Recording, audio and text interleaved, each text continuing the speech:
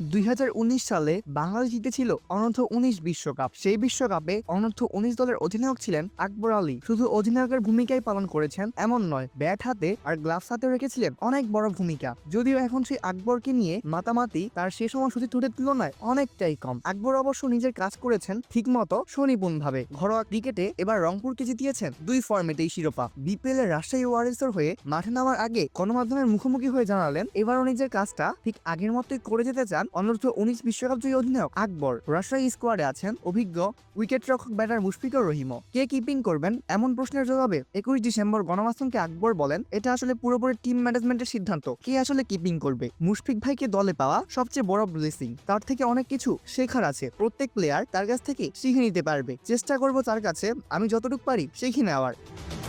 যদিও team combination অনুযায়ী আকবরের কাছে এখনো একাদশে নিয়মিত থাকার নিশ্চয়তা নেই। যেভাবে নেই একাদশে সুযোগ পেলে কোন পজিশনে ব্যাট করবেন সেই তথ্যটাও। আকবর অবশ্য দলের প্রয়োজনে যে কোনো ভূমিকায় নিতে রাজি। টিমম্যান আকবরের কাছে সবার আগে দলই ফার্স্ট প্রায়োরিটি। তিনি বলেন, প্রত্যেক প্লেয়ারই আশা করে আমি খেলবো, আশা আমারও আছে, ইনশাল্লাহ আমিও খেলবো। এটা এখন টিম ম্যানেজমেন্টের ডিসিশন যে কাকে তারা খেলাবে। আমি প্রস্তুত আছি, যখনই প্রয়োজন হবে আমি যে কোনো রোলে খেলার জন্য প্রস্তুত। এটা আমার জন্য উত্তর দেওয়া কঠিন, উত্তর দেওয়া ঠিক হবে না। চাই না আমার কারণে দল কোনো বিব্রতিকর অবস্থায় পড়ুক। এটা পুরোটাই টিম ম্যানেজমেন্টের উপর যে তারা কাকে খেলাবে এবং কাকে খেলাবে না।